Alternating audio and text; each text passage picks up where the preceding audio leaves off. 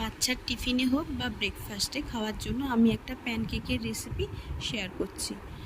এখানে আমি একটা মিক্সির জারের মধ্যে কয়েক টুকরো মাখানা নিলাম, 1 চামচ আটা, 2 চামচ সুজি, 2 চামচ ওটস, হাফ চামচ দুলালের তাল মিছরি আর 1 চিমটি নুন দিয়ে সবগুলোকে একটা ফাইন পাউডার বানিয়ে দিলাম।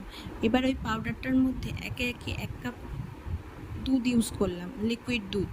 এটা আপনারা গুঁড়ো দুধ দিয়েও করতে পারেন, আমুল বা অন্য কিছু মিল্ক পাউডার।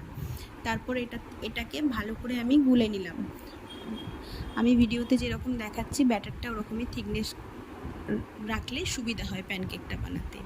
এবার একটা ফ্রাইং প্যানের মধ্যে আমি কিছুটা বাটার ব্রাশ করে দিয়েছি।